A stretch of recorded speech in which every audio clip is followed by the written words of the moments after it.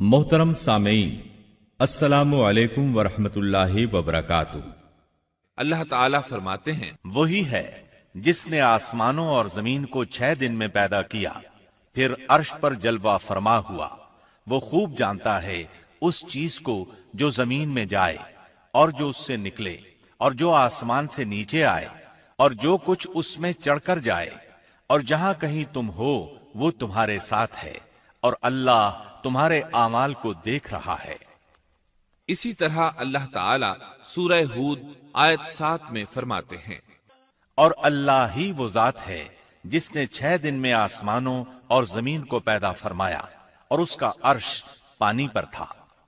امام احمد بن حنبل رحمت اللہ علیہ نے ابو رزین عقیلی سے بیان کیا ہے، انہوں نے کہا، یا رسول اللہ، أين كان ربنا عز وجل قبل أن يخلق السماوات والأرض؟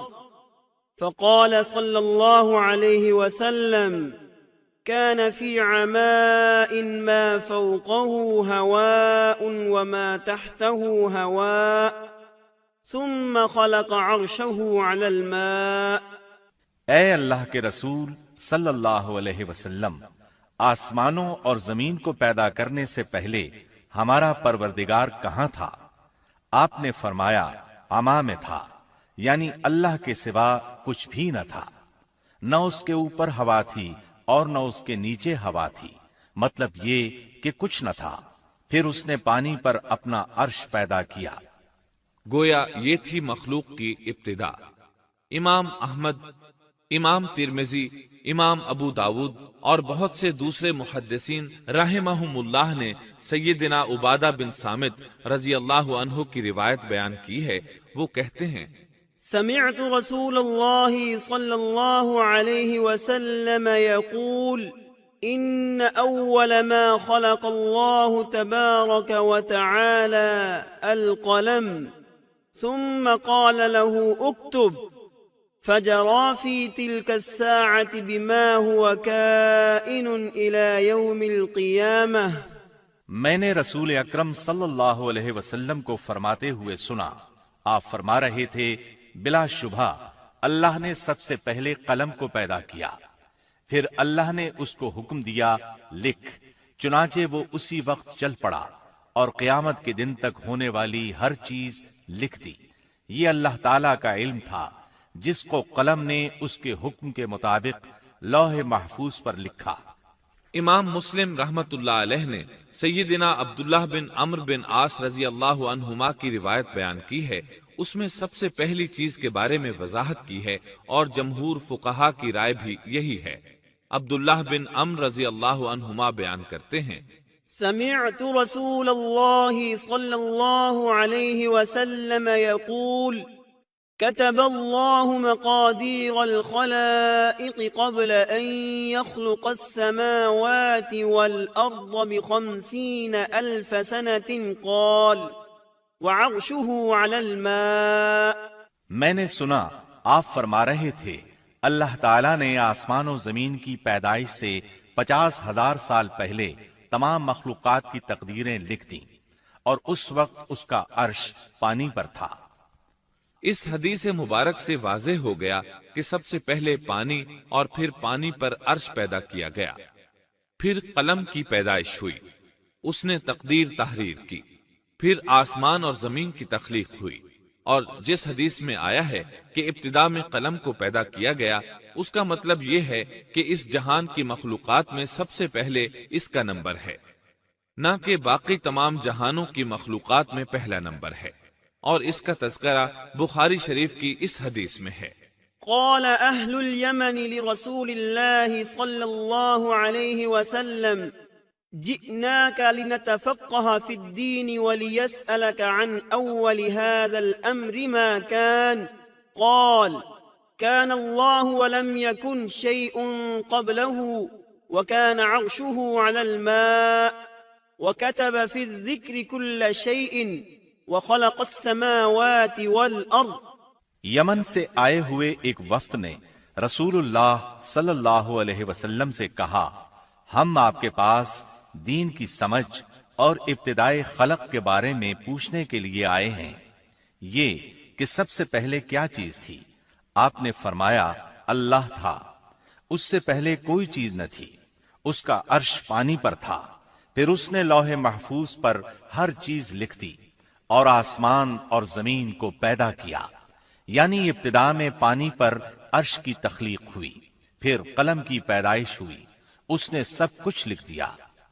علماء کرام کا بیان ہے، قلم کے فوراً بعد لوح محفوظ کو پیدا کیا گیا، چنانچہ قلم نے لوح محفوظ میں ہر چیز لکھ دی۔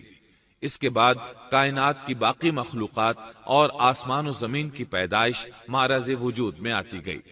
اشیاء کی پیدائش والی ترتیب میں علماء کرام کے کئی اقوال ہیں، اور ہم نے آپ کے سامنے جمہور علماء اور فقہا کی پسندیدہ اور راجح ترتیب پیش کی ہے۔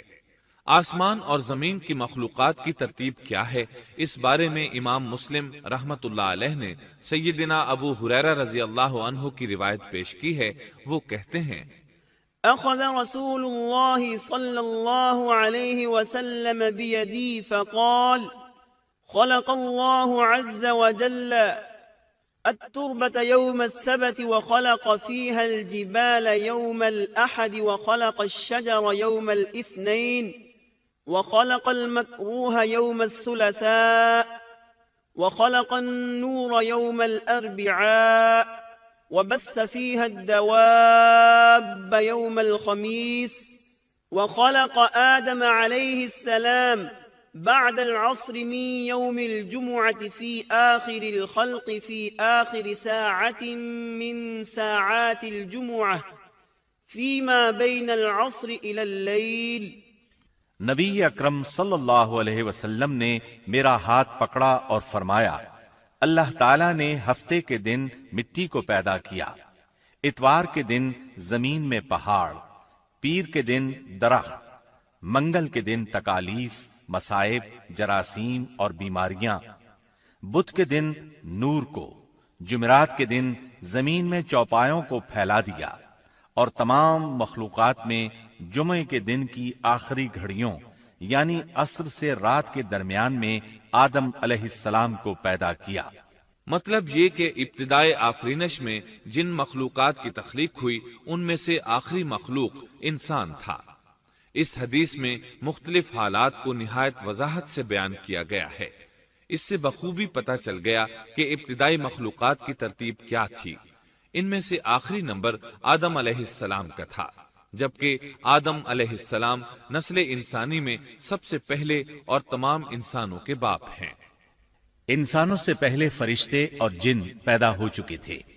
صاحب عقل مخلوقات میں سب سے پہلا نمبر فرشتوں کا، دوسرا نمبر جنوں کا اور آخری نمبر انسانوں کا ہے۔ فرشتوں کا اصل ٹھکانہ آسمان ہے۔ اللہ تعالیٰ سورۃ الشورى آیت 5 میں فرماتے ہیں، تكاد السماوات يتفطرن من فوقهن والملائكة يسبحون بحمد ربهم ويستغفرون لمن في الأرض ألا إن الله هو الغفور الرحيم۔ قریب ہے کہ آسمان اپنے اوپر سے پھٹ پڑے اور تمام فرشتے اپنے رب کی تسبیح اور تحمید بیان کر رہے ہیں اور زمین والوں کے لیے استغفار کر رہے ہیں۔ خبردار، اللہ تعالی معاف کرنے والا، رحمت کرنے والا ہے۔ مسلم شریف میں ہے، سیدہ عائشہ صدیقہ رضی اللہ عنہا سے روایت ہے کہ نبی اکرم صلی اللہ علیہ وسلم نے فرمایا، خلقت الملائكة من نور وخلق الجان من نار وخلق آدم مما وصف لكم۔ فرشتوں کو نور سے اور جنوں کو آگ سے پیدا کیا گیا، اور آدم کو اس چیز سے پیدا کیا گیا جو تمہارے لیے بیان کر دی گئی، یعنی مٹی سے۔ فرشتوں کی تخلیق کے بعد جنوں کو پیدا کیا گیا۔ جنوں کو بھی انسانوں سے پہلے پیدا کیا گیا تھا، جیسا کہ اللہ تعالیٰ سورۃ الحجر آیت 27 میں فرماتے ہیں، وَالْجَانَّ خَلَقْنَاهُ مِن قَبْلُ مِن نَّارِ السَّمُومِ، اور اس سے پہلے جنات کو ہم نے لو والی آگ سے پیدا کیا۔ جنات کے بارے میں بہت زیادہ آیات و احادیث موجود ہیں۔ اللہ تعالیٰ فرماتے ہیں، خَلَقَ الْجَانَّ مِن مَّارِجٍ مِّن نَّارٍ، اور جنات کو آگ کے شعلے سے پیدا کیا گیا۔ مارج آگ کے بھڑکتے شعلے کے کنارے کو کہتے ہیں، گویا جنوں کو آگ کی جڑ سے نہیں بلکہ آگ کے شعلوں کے کنارے سے پیدا کیا گیا ہے۔ قرآن مجید میں اللہ تعالیٰ نے ابلیس شیطان کا قول نقل کیا ہے، خَلَقْتَنِي مِن نَّارٍ، تو نے مجھے آگ سے پیدا کیا۔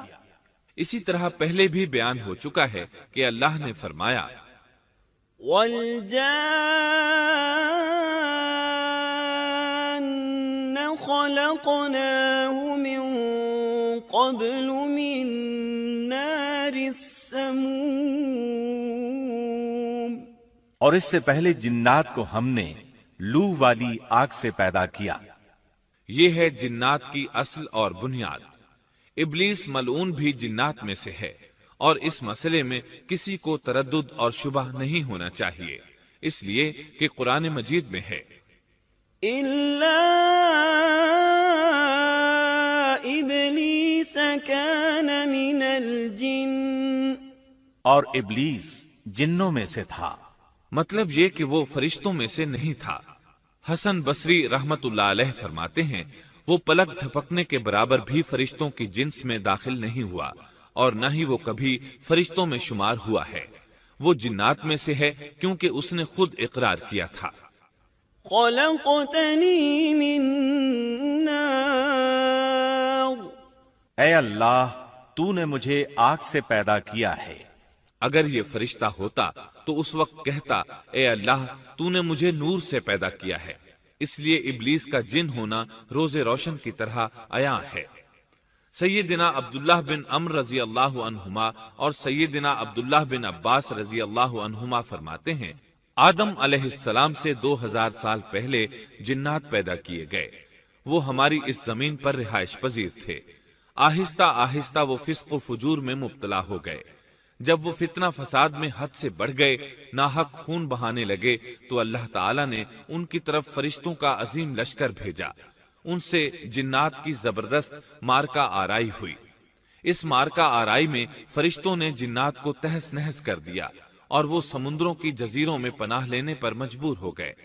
زمین کے ہر بر اعظم سے انہیں جلا وطن کر دیا گیا، چنانچہ آج تک ان کا مسکن یہی جزیرے اور عظیم مراکز ہیں۔ یہ واقعہ آدم علیہ السلام کی تخلیق سے پہلے ہو چکا ہے۔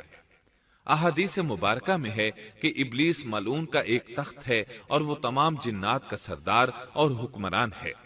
اس کا شاہی تخت پانی پر ہے، اگرچہ اس کی متعین جگہ ہمیں معلوم نہیں۔ یہاں تک ذکر تھا سیدنا آدم علیہ السلام کی پیدائش